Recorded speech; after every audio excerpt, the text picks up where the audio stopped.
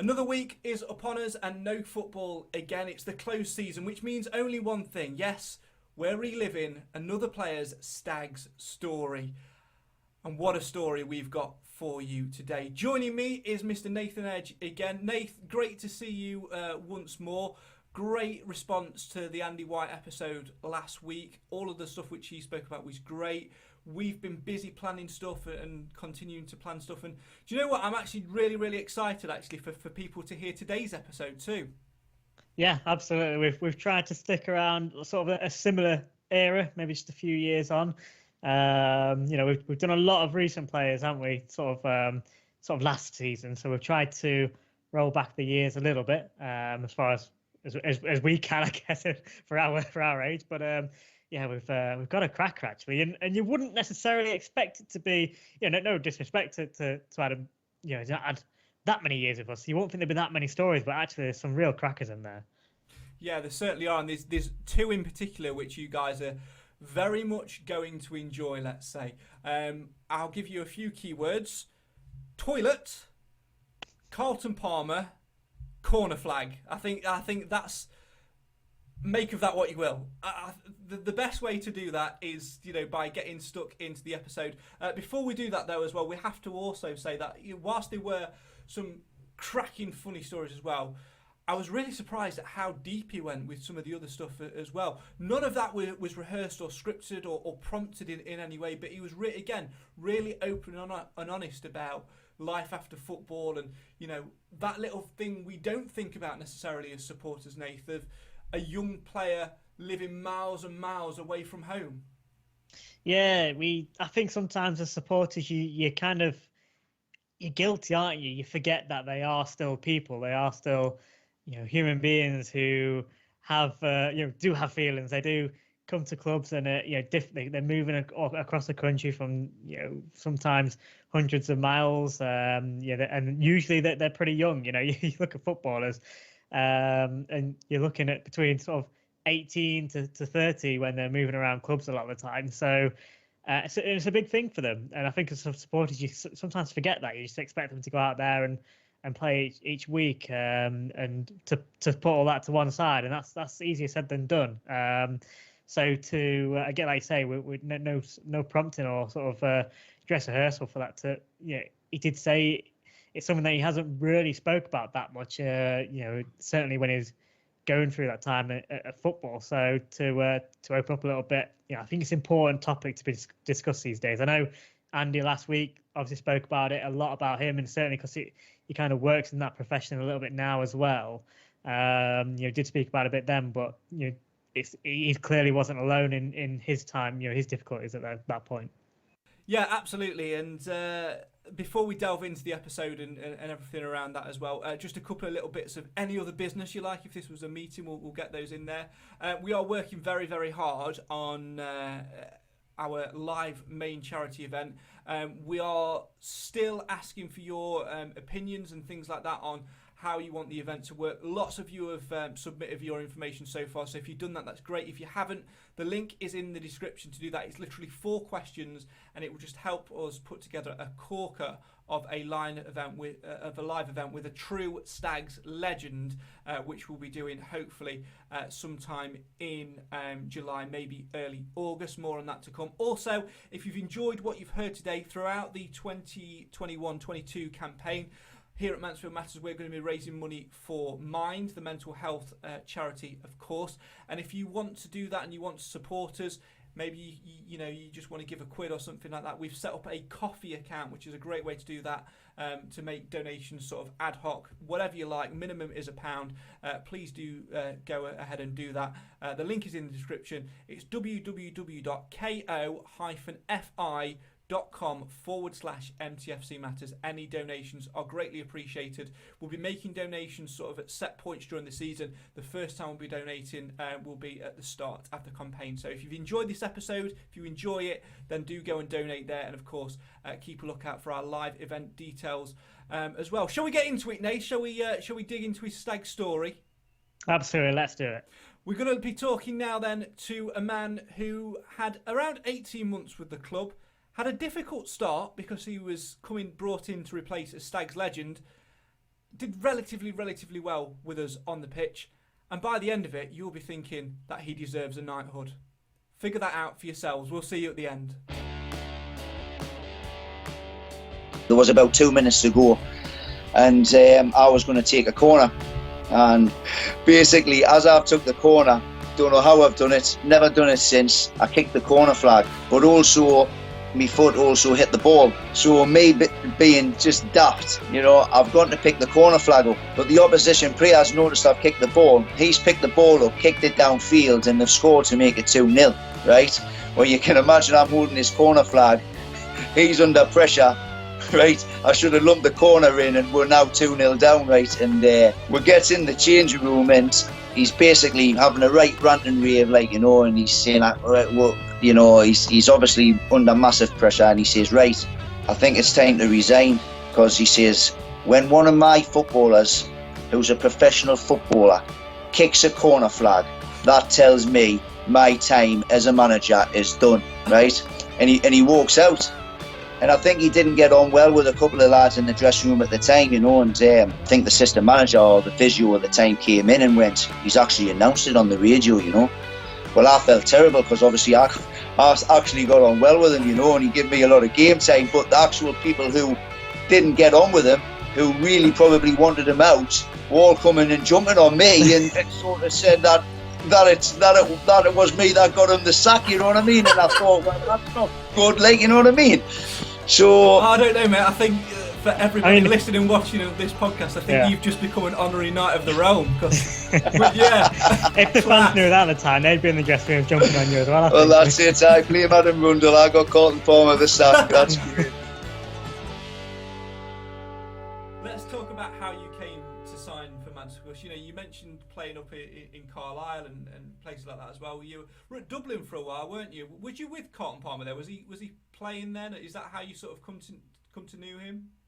Yes, to be honest, I had signed a 3-year deal at Carlisle, and the first 2 years went great. I played a lot of games. I got close to 100 football league games, and then I think Carlisle went down, and a new manager came in, Paul Simpson, and obviously he had to slash the wage budget, and sort of I was one of them who we wanted to get off the wage obviously the wage bill. And my old manager Roddy Collins, who had took us to Carlisle, he'd ended up with a club in Ireland, Dublin City, and he phoned us up and said, "Do you want to come over while you're looking for a club, you know, and help us out towards the end of the season?" So because I got on well with Roddy Collins, and obviously he gave me a lot of league games, I went across there to play for him, and that's when he brought in the likes of 𝗪𝗪𝗪𝗪 and Carlton Palmer and people like that, you know. And so I played with a couple of these guys, you know, who had been in the Premier League, you know, which was great. And then I think Shamrock Rovers at the time had offered us a 2-year deal because I was doing well in Ireland, and I almost stayed. But then Carlton Palmer got the Mansfield job. And I sort of got a phone call, and he must have been impressed playing alongside us, because he says, "Look, I'd like to bring you to Mansfield. Don't sign for the Shamrock, you know, and come and play for me at Mansfield." And so that's where sort of the discussions first started off. Yeah, it's an interesting one, that as well. Did he, when he made the phone call to you, did he say, "Look, I've got this great room for you. It's above a pub. It's like a minute from the ground"? Because I imagine that if you just said that at that point, I imagine you'd been like, "Nah." I think to be honest, at the time, I didn't care where I actually stopped, you know. I mean, coming back to England was where I wanted to be. I mean, the standard of football and playing league games, to be honest, I think anybody who plays a football league game, I think they say you've got a 1% chance with the amount of people that play football. So I was lucky enough to play almost 300 games in the football league. So very lucky, you know. And when I got there, you obviously had the likes of 𝗃𝗃𝗃𝗃, who was in my position, but I think Carlton Palmer had sort of been brought in to try and slash the wage budget. I think a lot of the players that they had there were on big wages from the time I think they were in League One, and I think he's seen me as a replacement to get 𝗃𝗃𝗃𝗃 off the wage bill, and sort of put me as the left midfield spot, you know, probably on a little bit less money than what Wayne was. But I think he soon realised, obviously, because I'd played 100 games, that I wasn't going to take £100, £200 that he thought that I was just going to come back and play for, you know. So we had a little bit to and fro to get the right deal together.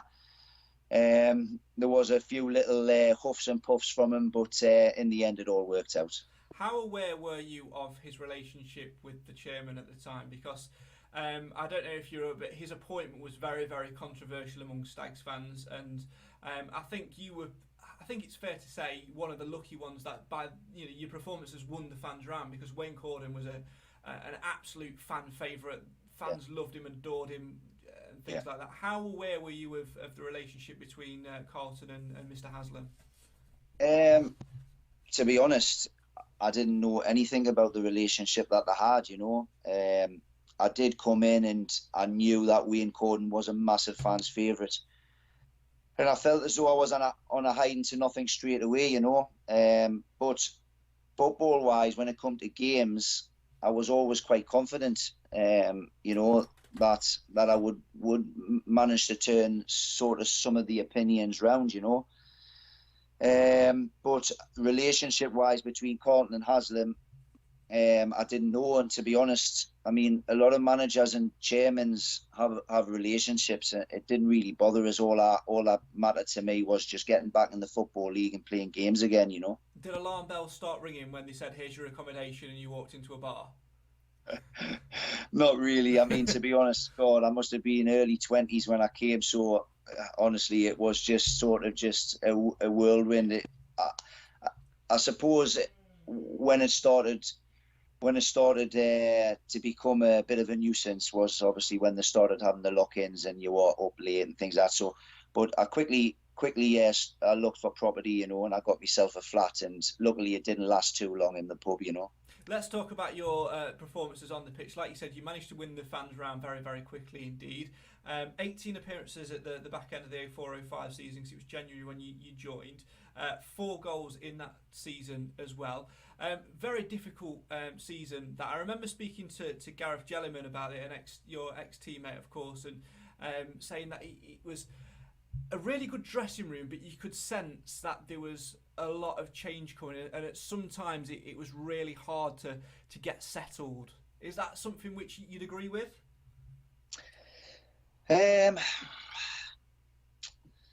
All I sort of can remember from the time at Mansfield, we were a young squad. He sort of brought in a lot of young players, and we all just bounced off each other. You know, it was a good time. I mean, the Giles Coke and Simon Browns, and in the end, he brought Gus Ullenbeek here, and Kevin Pressman was a good laugh, you know. And I mean, I formed a good partnership and good relationship with Gareth Jellyman, Richie Barker. You know, I mean, to be honest, really, really good players and quite down to earth lads, and I enjoyed it the whole time. Really, I thought we had quite a good side, really, and probably didn't achieve what we should have done. I think the team bonding that we had was quite good, you know. Yeah.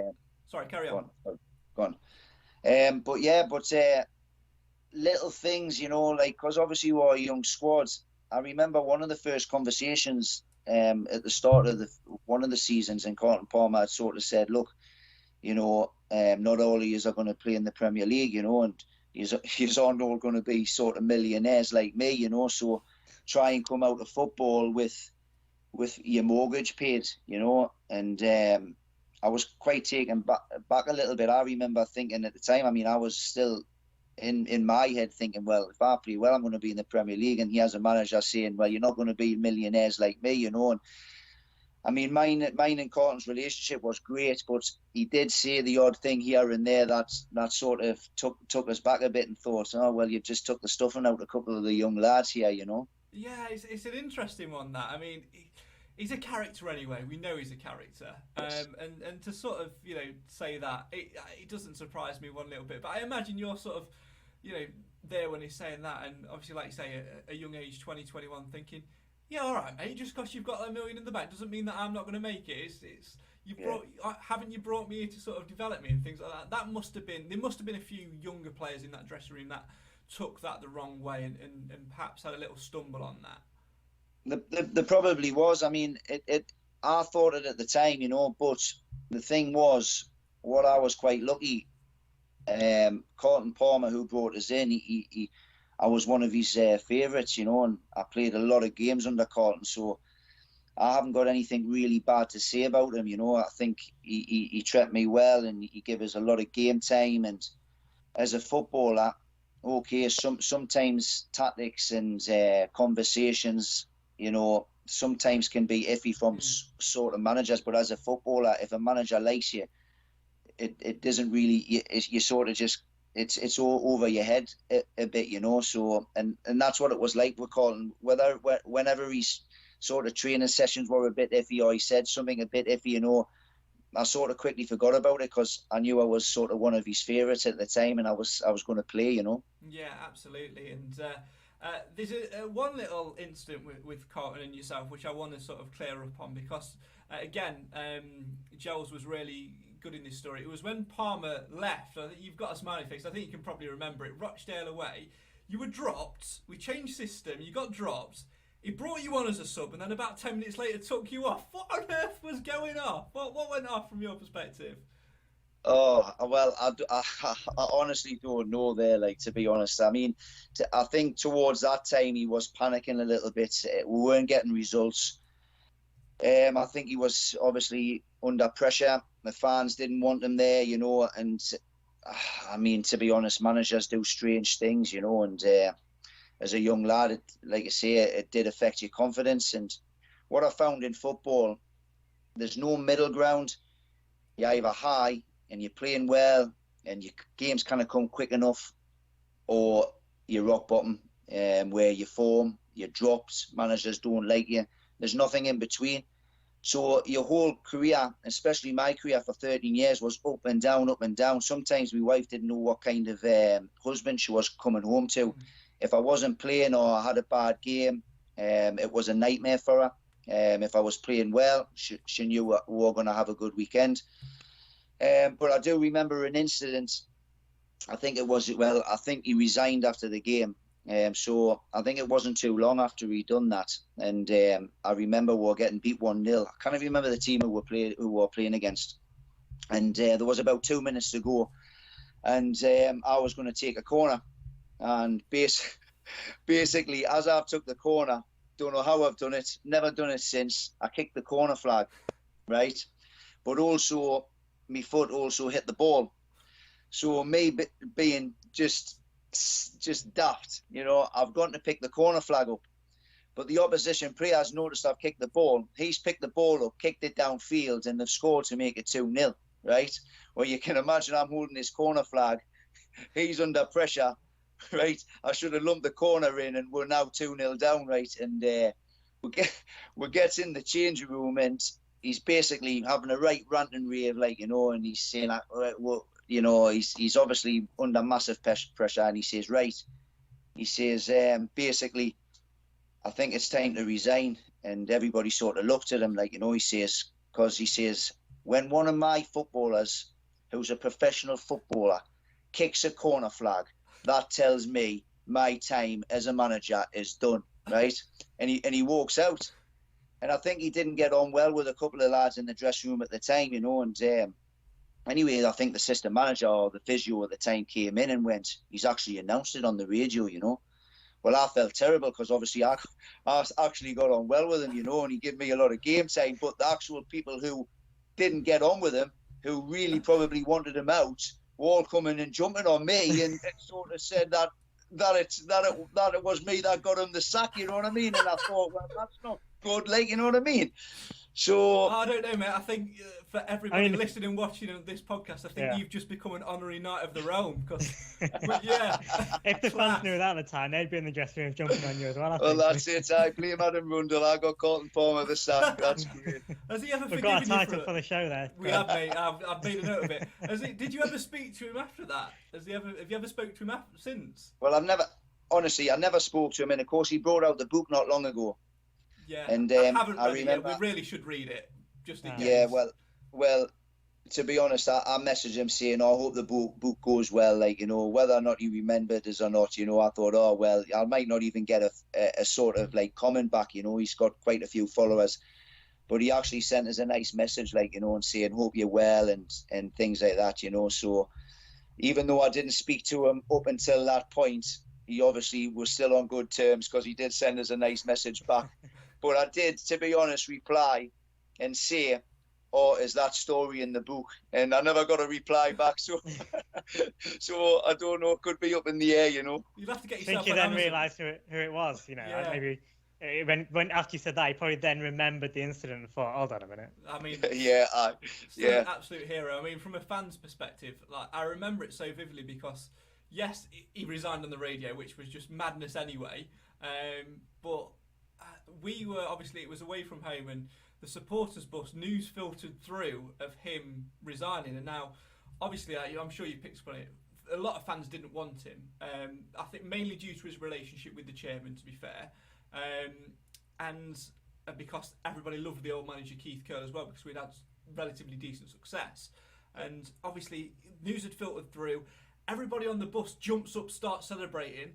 Honestly, the atmosphere on that bus was like we'd won a bloody cup final. You've got Rochdale fans walking down the road and like looking gun at us, like what are they celebrating? They've just been absolutely played off the park and hammered, and they're dancing and celebrating.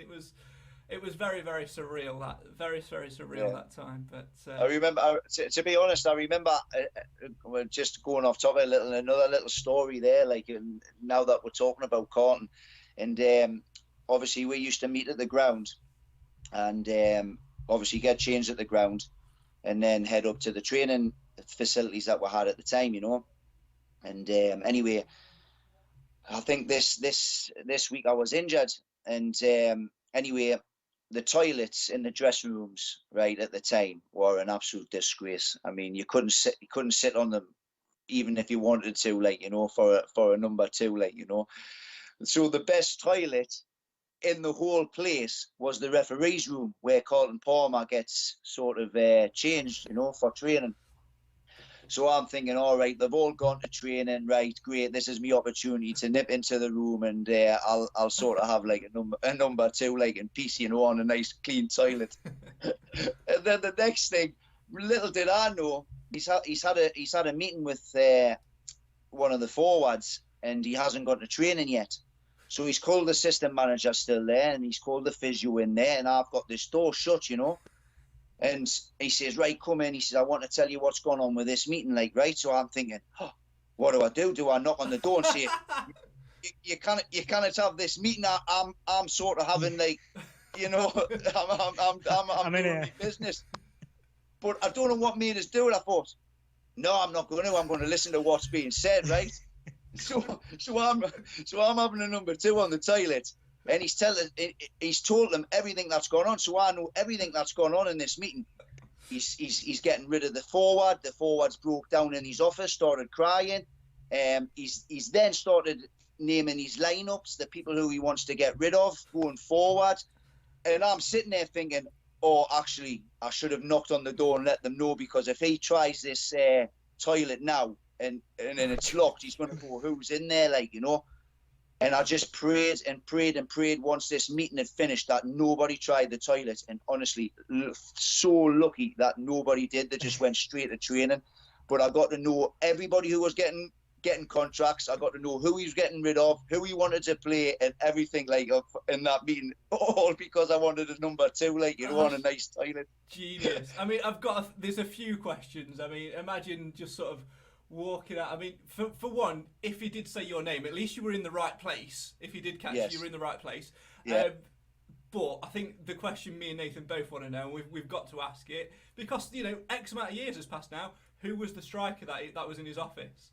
I think it was was it Matthew Tipton? Yes. Can you remember him? And he did leave. Now, yes. Everybody forgets about Matt Tipton, because yes. I don't know what happened, but I think he was, you know, living away from home or something and really, really struggling. It's one of those things we spoke about at the top of the show, to be fair. But he came in, I remember the club paid good money for him, and he just never hit the ground running. And then I think he went to Macclesfield in the end, which was weird. But yeah. But let's just put it out there. If he did mention my name, right, that he was going to get rid of us, right, whether or not I had finished doing any way, I would have opened that door and went, I've just heard exactly what you said, right? Get up in that office now. We're having a serious conversation, like, you know.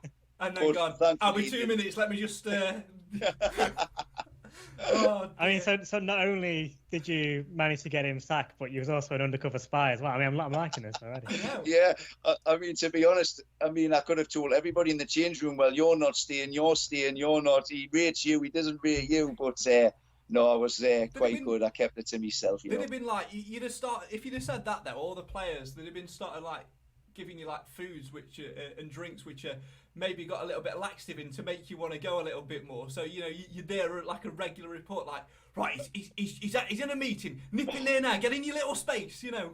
Honestly, to be honest, I think I was lucky enough to get away with it once. I don't think I would have gotten away with it too many times, like you know. I'd have never gone back in there. I wouldn't take that risk. Yeah, exactly. I didn't. Honestly, I didn't. How long did you leave it before you left the cubicle? Because like you've obviously got a problem there, haven't you? Of, you know, if you walk out while they're in the room, they know you're going to be listening. They know you're going to know absolutely everything. So you've got to properly sweat that out, haven't you? Oh yeah, I mean, it was I think it was a good 5 minutes, to be honest. And then when I did come out, I sort of like just cracked the door just slightly open to see if I could hear any voices. And when the coast was clear, I sort of got out of there, like, you know. Jesus Christ, that's just absolutely ridiculous. I mean, first and foremost, for him to use the referee's room as his own personal changing room and toilet, just it's mad. But that is hilarious, though, that you sort of you're in there and having a bit of a spy. But I don't know what would have been worse, getting caught or I don't know, or him saying your name. I don't know. It's something that's sort of played in my mind a lot, and even now, like thinking about it, I thought, like, imagine, like, I don't even know how that conversation would have went. You know, he's just blurted everything out in half an hour, and then found me sitting in the toilet. I mean, I don't know how well that would have went down. You know. I mean, it's Carlton Palmer. I don't think he'd have shook your hand and said, "Don't worry, mate. You know, just catch up later." I think. I don't think it'd. I can't imagine taking it that nicely. Could you? No. I definitely would have been on the transfer list. Let's put it that way. Yeah, absolutely. Imagine that in an interview, though. So Carlton, just tell us why you've taken the steps to place Adam Rundle on the transfer list. I mean, I'm not going to attempt the accent, Nath. I was going to do it for a split second, but I'm not. Brummy, isn't it? I might do later. Just turn around and go, well, what happened was, I was having a meeting with my staff members, and I found the cheeky little get having a number 2 in my private toilet. So that's it. Got him done. So yeah. Oh, brilliant. If any more stories, by the way, pop up into your head whilst we're doing this, feel free to tell them, because they are absolutely absolutely brilliant. Let's move briefly back to the football side of things. Let's stick with Palmer for a second. We were on the Rochdale game. He's quit on air. Some of the players are happy. We're celebrating. Then Peter Shirtliff, his assistant manager, takes over. And Gareth Jellyman said straight away that was the reason behind results improving straight away, because they wanted Shirty to get the job. Would that be something you agreed with? Yeah, to be honest, I think assistant manager is always sort of the go-between between the players and the manager, you know. And I experienced it at Rochdale. You know, 𝗂𝗄𝗽 was the youth team manager, and I signed for a manager called Steve Parkin. He got the sack. Mansfield manager and ex-Mansfield player as well, yeah. Yeah, so Steve Parkin got the sack, and 𝗂𝗽 obviously got the job. And because everybody really got on well with him, the results improved. You really wanted him to get the job. And the same sort of thing happened at Mansfield. You know, Peter Shirtliff came in, and to be honest, his coaching methods, it was just a different take on what Carlton was doing, you know. And he was a breath of fresh air. Everything sort of just improved instantly, you know. And I mean, like I say, I mean, I played a lot of games under Peter Shirtliff as well, you know, and we got on really well. And as part of that run as well, you had not one but 2 excellent cup runs. It's very rare in a season to have a great run in the League Cup and in the FA Cup as well. And you certainly did that. What do you remember about those cup runs, other than the obvious, of course, of you getting to play at St James's Park? Not a great deal, if I'm being honest. And I know, obviously, I think it was Grays Athletic in the FA Cup we got in the second round, if I can remember rightly. We were on TV. So I thought, at the time, I hadn't been in the third round of the FA Cup, you know, and I thought, God, if we can get past Grays Athletic, we're in the third round, and I could end up playing against Man United, Liverpool, anybody, you know. And we beat Grays, I think 2-0.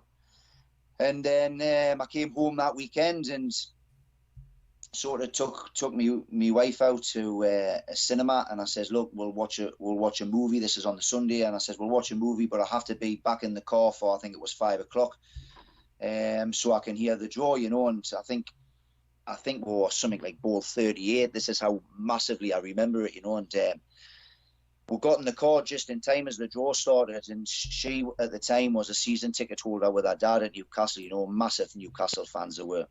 And I just remember seeing like Newcastle United had come out, and I looked at her, I says, can you imagine if it was 𝗵𝗆𝗺𝗺𝗃𝗵, like, and then all of a sudden 𝗵𝗆𝗺𝗺𝗃𝗵𝗵, Mansfield Town, where honestly my phone never stopped ringing.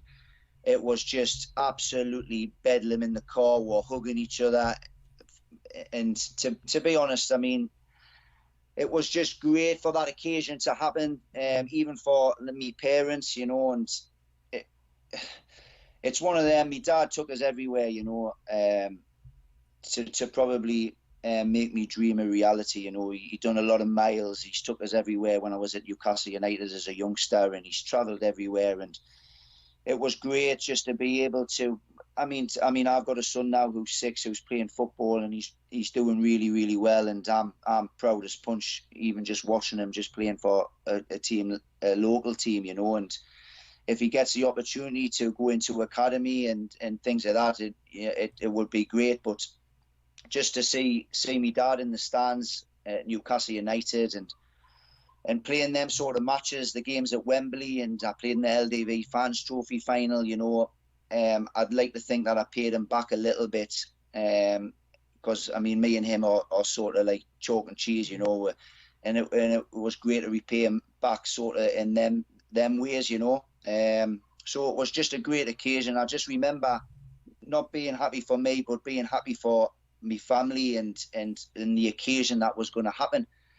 And I remember going to training on the Monday, and everybody was like, oh my God, so what's it going to be like? What's it going to be like? And I said to them, I says, well, the Newcastle fans are mad. They could play 11 flies and it would be a sellout, you know. They're just football daft. Everything's black and white. We're going to play in front of a sellout, you know.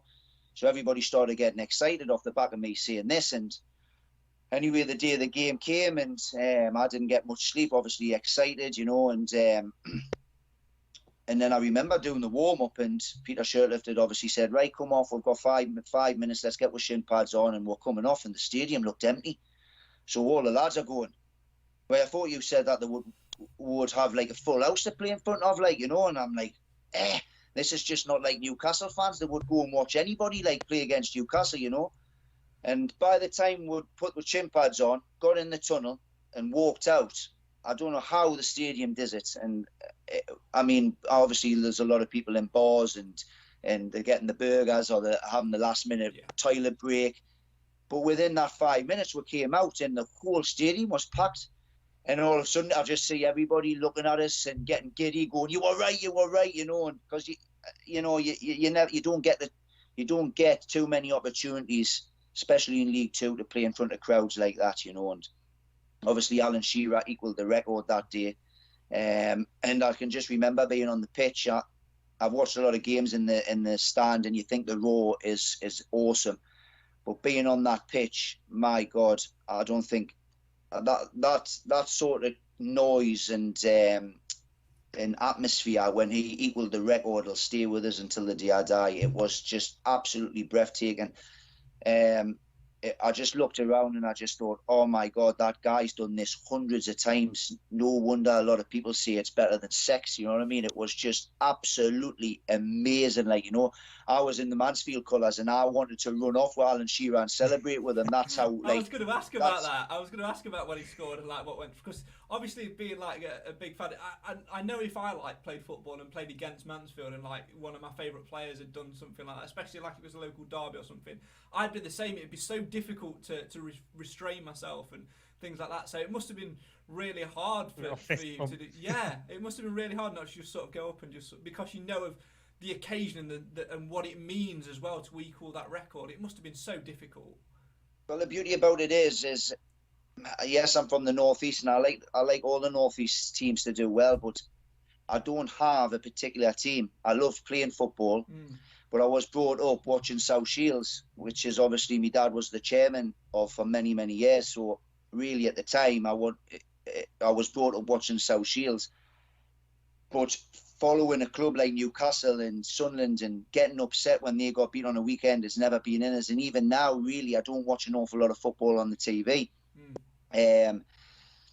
So when he equaled the record, I don't get starstruck. You know, I just see him as just another. He's no different to you and me and people like that. Just because he's played in the Premier League, I know a lot of people hail him as a hero. You know, but he's been lucky enough to be a fantastic footballer. But does that make him any better than sort of what you are or what I am? I mean, I've never been starstruck by anybody. You know, my heroes have obviously, like you say, my parents, my wife, my kids. Them are obviously the people who I'm besotted with, but I've never been starstruck. But just the noise and the crowd, and I actually jumped. That's how loud it was, and just the feeling, just listening back and just seeing everybody celebrate. It was just an amazing experience, even though we went behind, you know. And for him to do that so many times and experience that, it was just great to experience that one time, like, you know. And like I say, the noise, the atmosphere, and that occasion is one of the like very few things that have stuck with us since I've left football, and it'll be with us until the day I die. That one goal that he scored, you know. Absolutely, I imagine, like, from your parents and your family's perspective as well, you know, to see you on the pitch playing against Newcastle, and then obviously for that moment to happen as well, it ticks every single box. Did you manage to get a shirt, like, at the end of the game? Did you swap with someone? Because Joel's told us a story about he never managed to get one. He tried to get Alan Shearer's, and Shearer completely pied him off. Well, the thing is, it's like I've just said to you, I'm not starstruck by anybody, you know. So for me, I never went hunting for a shirt. It didn't really bother us, you know. I just seen them as a footballer that's playing 3 divisions higher than me, you know. It's obviously, I know a lot of lads keep them from 𝗪𝗶𝗶𝗄𝗧 and things like that, but I never ever went hunting for shirts. I mean, I played against a lot of Premier League players in pre-seasons and cup runs as my career progressed, and it's one thing that I never done, you know. It's I've obviously keep the main shirts. I kept the shirt from the game, which is framed. The shirt that you might be able to just tell above us is just slightly out of shot, but yeah, is my Wembley shirt when I played at 𝗪𝗆. I've got the 𝗪𝗵𝗵𝗏 shirt, so my shirts that meant something on the big occasions. I had them framed, but going hunting for these shirts off other players, I never ever did, you know. So no, I did, like I say, I didn't get a shirt from the game. But I do remember, obviously, the next day, because I had such a good game that day. I mean, anything that could have went right for us. You know, I played well against 𝗵𝗆. I think they ended up putting Peter Shirtliff out there, and I destroyed him. And then in the end, I think the last 15, 20 minutes, they put 𝗪𝗏𝗏 Bramble out there because obviously I was having such a good game. I think 𝗂𝗶𝗏𝗏 pulled off a great save. And I just remember the next day, the papers. It was just nearly every Sunday paper, you know, the Sunday Express, the News of the World. They had me as the man of the match, and Shearer versus Rundle in the little header, and it was like Shearer equaled the record, but Rundle came out on top. And what happened was, 4 days later, I got wind that 23 clubs were coming to watch us the next game, and a lot of these clubs were Premier League clubs, you know. And I think if you play football along for quite a while, which obviously I did for 13 years, you look back at your career and there's always one moment that you look by and people snatch that opportunity and other people miss out on that opportunity. And I missed out on that opportunity because I think what happened is I stressed myself out. I overthought about it. And like you say, the whole mental health and things like that, you know, it plays. I remember breaking out in cold sores. I was stressed, and I think for the next 2 or 3 games I didn't have a good game, and them sort of teams were like, oh well, it might have been a one-off because he's playing against his boyhood team, you know.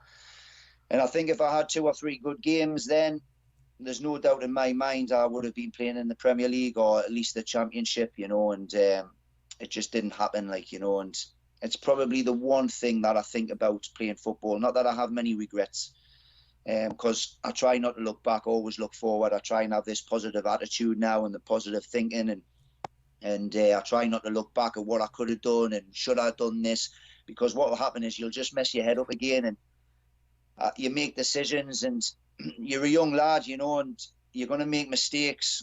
And just on that occasion, I think if I had 1 or 2 good games after that Newcastle game, I think I would have been sitting here having a different conversation with you, you know.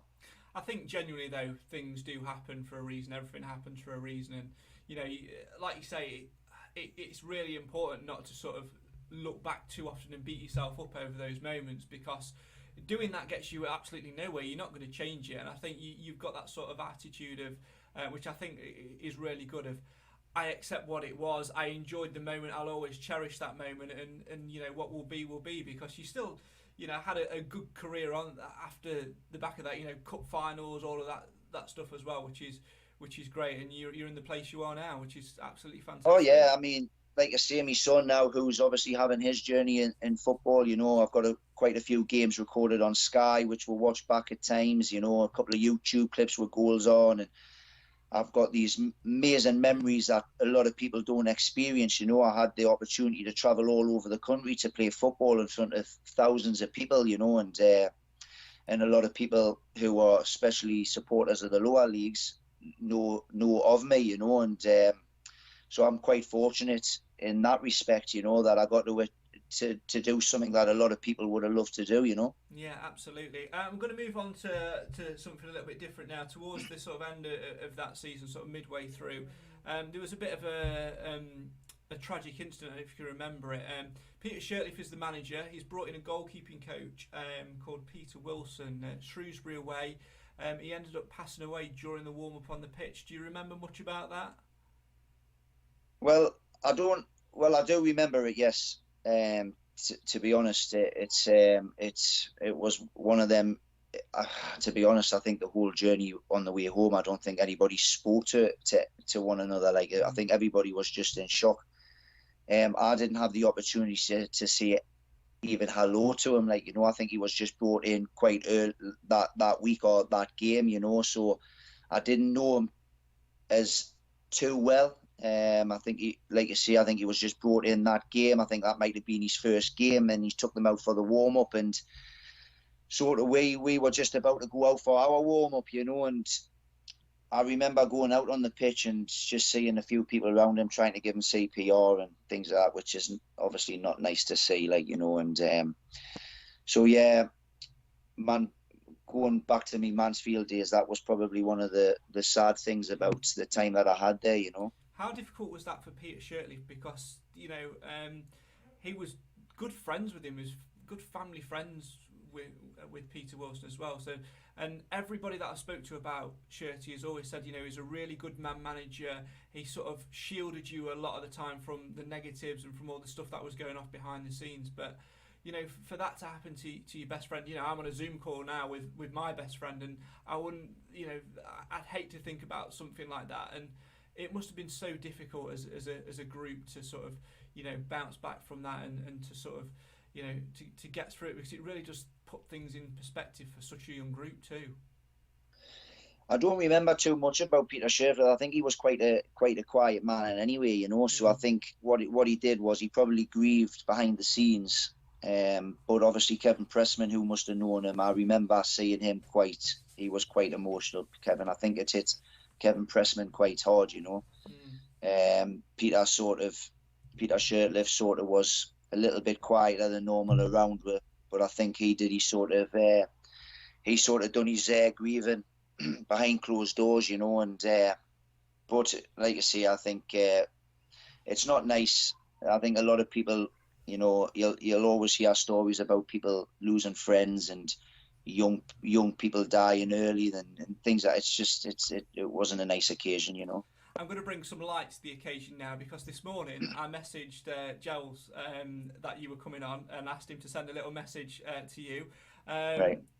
He's put, Get him to sing. He was always going to the X Factor auditions every year, but obviously failed.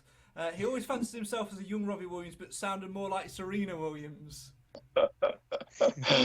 Oh my God! Well, there's one thing you're not doing. I'm not singing, right? So you're not going to get us to sing. But that's just gels all over, you know. Me and him, we had great banter. We formed a great partnership. I always used to say to him when we were playing and would set up a goal or whatever, I always used to say left side, strong side, you know, and things like that. What a good relationship. And he was always winding me up, and I tried to do the same to him, like, you know. So it doesn't surprise me that he's trying to see us sound like Serena Williams, mate. You know what I mean? But I mean, to be honest, I applied for The Voice not so long ago, you know, because not that I was ever going to win The Voice, you know, but if I got on the show, it might open up a few more doors in the Northeast, you know, and bigger events and things like that. And I got all the way through to the producers of the show, and I was in the final audition. And if the producers sort of liked us, I was then in front of Tom Jones and people like that. So I got quite far, you know. And what happened was I thought, right, this is a big audition, and I practiced all that week. And because obviously The Voice, they like these high numbers, I've tried to do a high song and practice a high song. So I've practiced it for 4 days, hitting the notes, thinking, great, if I can get this out the way, I might have a chance, you know, with my story as well, professional footballer, and now obviously looking to try and do something with the COVID at my work. It's a good story. It's not a sob story, but it's a unique story, you know. And on the day of my audition, I woke up with swollen glands because I'd practiced too hard, you know, and I sort of give them a song, but it had to be in lower key. And the producer says, oh, is that as far as your range goes, you know? And I says, well, no, I wanted to sing you this song today. I says, but what I've done is I've over-practiced, and like anything, I suppose that was me shot, and it hasn't materialised since, like, you know. So, like I say, it took us about 6 or 7 months to get to that, to get to the producers, you know, and everybody sort of said, oh, go for it again, and I just thought, oh, no, I'm not doing it again. I've tried it once, and I don't think I'll be trying it again. Well, you never know. I mean, Gels is trying to stitch up there saying you sound a little bit like, you know, Serena Williams. You said you had a really good relationship with him. He said the same on his episode. You said that you're always trying to wind him up. Have you got anything that you want to, that sort of springs to mind that you want to share with us that might sort of get you a little bit of an own back for the Serena Williams comment? No, because you know why? I'm going to say, right, I'm not stooping to his level, right? I am going to be the bigger man. I wasn't the bigger man when I was 21, 22, but 36 now. I'll let him still try and act like a 12-year-old, and I'll be the adult here, you know, and say, let him have that one. And no doubt I'll catch up with him soon, like, you know. Yeah, absolutely. Be great to catch up with him as well. Top man when we had him on as well. Really good, insightful episode. That's nearly all we've got time for. We'll come on to your departure in a little while. But first, how much do you you said that you wouldn't stoop to his level, and you're going to be the bigger man. But if I offered you the opportunity to beat him at something, would you take it? Well, of course I would, yeah. There you go. Right, well, Nathan, would you like to explain to Mr. Rundle what magic is about to happen on this show? Oh, God. Yeah, so I'm guessing you're not giving him too much warning then, I'm assuming. Oh, no. Well, no, throwing it out there. So we've got a good old Craig quiz. So, and trust me, they are treats. We get them many times throughout the season. But the good news is for you, it's all about you. So hopefully you'll know many of the answers. Yeah, absolutely. So to fill you in, every single guest we have on the show does this quiz. Like Nathan says, it's the Stack Stories, it's all about you quiz. So basically, everything that we've just spoke about for the last hour or so will probably come up in this quiz. But there's a bit of pressure there because, you know, it's up against the clock. You're trying to score to get on the leaderboard. And for you, the added bit of pressure, you want to beat Gels. So knowing his knowledge and knowing him a little bit, do you want to have a little bit of a guess to see how many he scored in the leaderboard? Oh, God. 10. He didn't score 10. We've only had one person score 10, but he did do quite well. He got 8 minutes in a time of 1 minute 35. So the way it works, it's against the clock. you will get the timer will start after I've asked the first question. If you get a question wrong, it's +5 seconds to your total time. If you pass, it's +10, so it's worth a go, even if you don't know. So it's as simple as that. I'm going to tell you now. Honestly, my memory's shocking, mate. So I'm going to get 0 here. I'm telling you right now. Well, the lowest we've got is 5 in 2 minutes 24. So I guess my advice would be, it's really about the person who gets the most correct. So I would probably take your time a little bit. But there's something else in there, Nath, isn't there? Which you should probably give a little bit of forewarning to.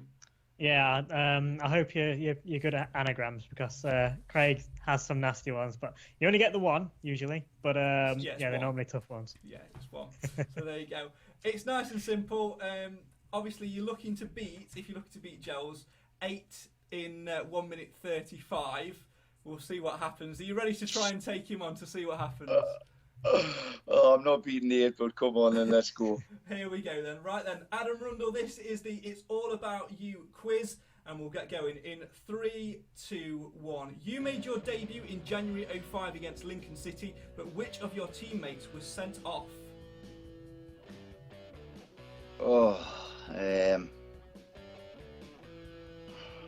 Baptiste. Got Carlton Palmer made a rare appearance as a player on the opening day of the 05-06 season, hobbled off injured. Who was he replaced by? What? Hey, my God. Jake Buxton. The Stags reached round 3 of the FA Cup that season, losing 1-0 to Newcastle. Name one of the 2 sides the Stags knocked out en route to round 3. Grays Athletic. Staying with cup runs in the League Cup, who was between the sticks and saved Stoke's second penalty in the first round shootout victory? Jason White or Kevin Pressman? Jason White. What number do you get if you add together the 2 shirt numbers which you wore during your time at the Stags?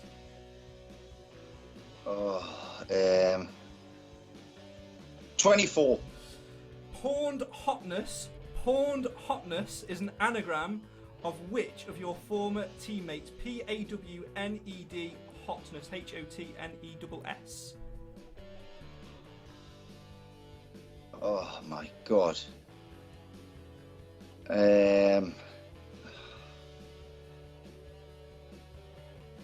Pass. I'm gonna have to pass. Name one of the 4 teams you scored against as you arrived in the 04-05 season.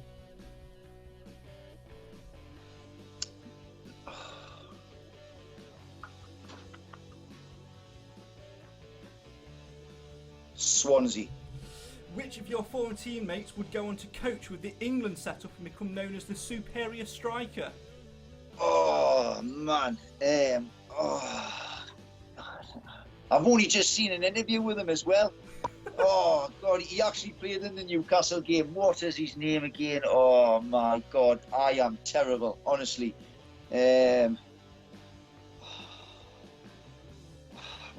This is going to... I can't answer it. I pass. From your debut onwards, which manager would secure more wins, Palmer or Shirtliff? Shirtliff, surely. And finally, how many Stags fans made the trip to Newcastle in the FA Cup? 5,500, 6,500 or 7,000? 7,000. Stop the clock. Nathan, give me your assessment of that. There was some pretty difficult questions in there. I mean, some of them.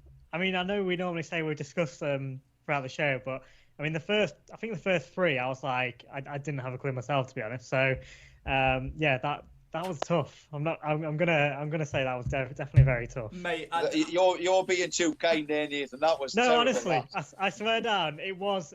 I think a lot of the quizzes we've had so far, that was one of the harder ones. How am I meant to know, right? Like Carlton Palmer gets taken off. I mean, how am I meant to know that? I don't know.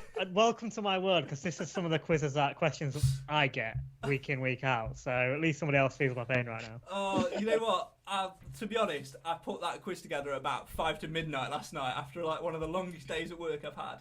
However, do you know what? I think you did quite well. There were some tough questions in there, but you did actually mention who it was earlier in the show. I won't let it stew. I will give you the answers you got wrong, just so you know, peace of mind, so you know.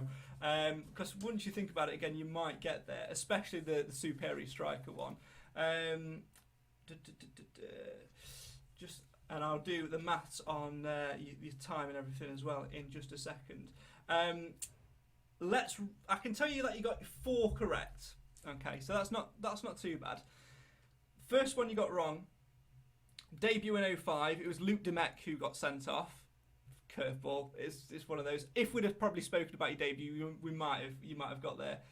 The Carlton Palmer substitution. You mentioned him earlier. He lived with you at the Bayern for a little bit. It was 𝗪𝘃𝗃. Again, there you go. Then you passed on the anagram, and it was a hard anagram, but Nathan got it last night. I always test them in the group chat. Nathan got it. Nathan never gets them. Go on then, Nathan. Who was it? Yeah, I was buzzing when I got that one. I don't know if it's because of a bit of a dodgy. It's a dodgy one. I don't know that's why I got there, but that was Stephen Dawson. Yeah, Stephen Dawson. That one. Stephen Dawson. Yeah, God, hey. Name one of the 4 teams you scored against. You said Swansea. Could have had Bury, Grimsby, Yeovil, or Boston. Where else did we get to? Then it was the how many Stags fans? That was 5,500. And then this is the one which you were really, really gutted about. And I think if you'd have taken maybe 3 more seconds, I think you'd have got there. Alan Russell. Yeah. Was the 𝗂𝗵𝗄𝗧 striker. I had no idea with that one. He's done well for himself, hasn't he? He has, because bless him. He obviously he's forged a good career, but I wouldn't have given him the title 𝗂𝗵𝗄𝗧 striker when he was at Mansfield. Oh no, definitely not. But like I say, look at who he's working alongside now. That is very, very good. He's an assistant manager somewhere now, isn't he? I dropped out of the England setup 6 months or so ago. Some off the pitch stuff, and then I think he's an assistant manager now, somewhere Scotland, somewhere like that. Right. But there you go. So the bad news is that unfortunately you are the rock bottom of the leaderboard, and I'm sure Gels will be delighted that he's beaten you on that. What's killed you with the time, to be honest, is the 2 passes. Because it's 10 seconds that we have to add, you see. So you've had a good 20 seconds there with the 2 passes. Total time, including penalties, of 3 minutes and 10 seconds. So the passes have really, really killed you on that one. What are you more gutted about? Being rubbish at quizzes, or the fact that Jellyman's got one up on you? I think they're both on par, and they're really... I mean, to be honest, honestly, as soon as you turned around and said... honestly, I only remember the sort of the big occasions. I mean, trying to remember who I scored against. I mean, I see interviews and people can roll off who they've scored against everything, and I've sort of like sit there and go, my God, I've actually forgot half of them. Do you know what I mean? So I knew as soon as you said it's a quiz about you, I thought, I'm not doing well here. Like, I knew it. I guarantee, though, as we continue to do this series, I guarantee you won't be bottom for long, because there will be people that we've had. I mean, to be honest, Nate, last week when we had Andy White, and we probably thought that it'd be quite a low down one, because it was so long ago, and that just surprised us, didn't it? Yeah, I mean, the thing is, on that leaderboard we've got at the moment, there are a lot of sort of local players, so we are trying to go back further in time. So they are going to score higher inevitably. So, like I said, I think it probably will change a little bit as we start diving through the years a little bit more. But yeah, I'm not just saying it to make you feel better. It genuinely was a tough one. So I don't get the questions beforehand. I play apart from the anagram, because you threw that one in the Met group chat last night. But I try and play along as I go along, and I don't think I would have got any more than 5 myself then as well. So and I've tried to do a little bit of research. So that's honestly, tough quiz. I've just realised the feature we need to do on this quiz. We no longer need to make it just the player. We need to do it as a head-to-head, and see how many times Nathan gets beat. But there you go. You know what? I'm off then. Well, that's it. It was a great effort, and we really do appreciate you taking part. Other names that you might have played alongside, John 𝗪𝗫, he did really well. He got 9 in 143. Mickey Boulding did well, 8 in 138. Richie Barker, 7 in 137, and then Adam Murray, 6 in 154. So, I'd say it's a respectable score. It could have been worse. When you said that you're rubbish at quizzes, at one point I was thinking that we're going to end up on like 5-10 minutes here, but a respectable score all the same. So there you I'll go. be honest with you, I'm over the moon with 4, so you know it's a win-win for me. There you go. Right then, let's wrap things up. Really appreciate your time tonight, Adam. Let's go back to the end then for you. Obviously, it was just a season and a half in the end. It feels like a lot longer, and I genuinely think that a lot of Stags fans, myself and Nathan included, would have liked it to have been a lot longer. Would you have liked to have stayed a couple more seasons, or had you sort of made your mind up to move on and pursue new opportunities at that point? Well, I like going back to the Newcastle game. You know, after the Newcastle game, Peter Shirtliff turned around and said, "Right, we need to sit down and extend your contract." You know, I think obviously he knew the interest that was there, and I don't know what happened between. I sort of suppose that my form dropped off a bit, you know, and towards the end of the season he changed his mind, you know. But he said at the end he wasn't going to offer us anything, you know. And I would have liked to stayed because obviously I'd bought, like I say, my flat was there, and I started to settle and things like that. I bought my house, and but in hindsight, you know, things, like I say, things happen for a reason. And my next club was Rochdale, where I spent 4 years, and they were very, very successful years. You know, we played in the playoffs twice. I got to Wembley to score, and I scored at Wembley, and we got promoted to League One. And who's to say if I'd stayed at Mansfield, them things might not have happened, you know. And like, you know, I would have liked to stay at, you know, I was settling and things like that. But on the flip side, I obviously went to Rochdale, and like I say, had a great 4 years there as well, you know. So I can't be too disheartened. Yeah, absolutely. For anybody that might be interested in property, I mean, Nathan's got a nice little property portfolio, so this is actually a good opportunity to maybe try and add a property to Nathan's portfolio. Try and sell it then. Whereabouts is the flat in the local area? What we're looking at bedroom-wise? This is your opportunity to sell to a property mogul of the Mansfield area, Mr. Nathan Edge. I mean, he's going to need a flat now just to get away from a screaming child. So I think, yeah. So, you know, this prime opportunity, mate. Well, it's like you say, it's oh God, it's 5 minutes from the city centre, so it's ideal location wise, you know. It's in a nice little cul-de-sac. The actual street's called 𝗵𝘆 Close. And it's a 2-bedroom flat. To be honest, I mean, as soon as I put it up for rent, I've put it up for rent 3 times and they've been snapped up rental wise. So I thought it would have been a good investment for someone, you know. But it's been on the market for about a month now, you know, and it's just an ideal property if somebody's looking to invest to rent, or if somebody's just looking to live. I had some good memories there, you know, and it was a lovely little flat. It's just a shame that I can't put it on wheels and drag it back to Newcastle, or I would have kept it. You know, I just think the 3.5 hours that is away, it's just unfortunate. So I thought, well, I'll just try and just get it off my hands, you know. Yeah, absolutely. I mean, you've missed a golden opportunity though. I mean, I will do it for you. People of Mansfield, if you want to buy a nice little 2-bed flat, which, you know, has been looked after over the years and things like that as well, you could be buying a 2-bed flat from the person who got Carlton Palmer sacked. So I think that needs to go in the advert. You need to have a word with the estate agent, and there you go. Last question from me before we give you the final word.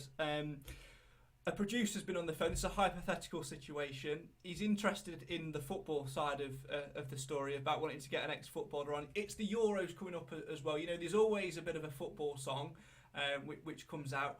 Which Mansfield players from your time at the club are you picking up the phone to, based on their initiation song or them singing in the showers and stuff around the dressing room?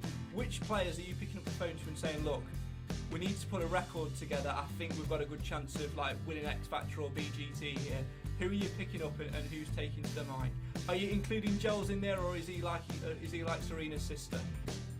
Well, 𝗪𝗆s will be in there, but obviously what I would do with 𝗪𝗆s is he'd be me little like me backing singer, but I'd make sure he's in a little frilly dress and try to make him look stupid, like, you know. But I think oh God, I think Simon Brown. Can you remember Simon Brown? Yeah.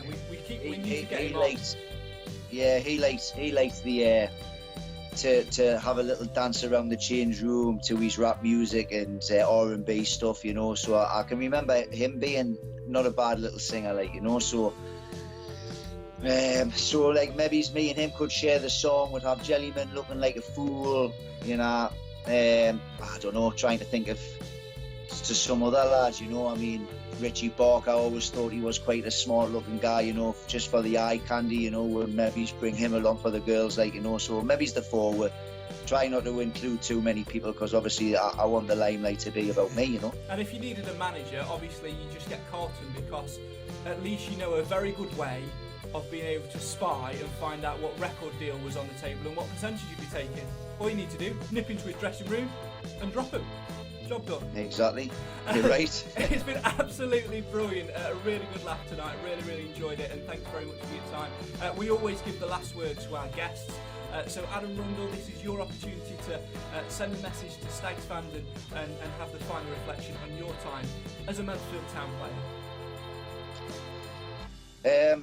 Yeah, just I loved every minute of it. It's just a fantastic club, and to be honest, I wish Mansfield all the success in the world, and hopefully this year you'll have a successful season. And thanks for listening. You were kind, you know. I know obviously, like we mentioned, you know, Wayne Corden being a fan's favourite, but it wasn't too long before you took us in and made us feel very, very welcome and very, very special. So I thank you for that.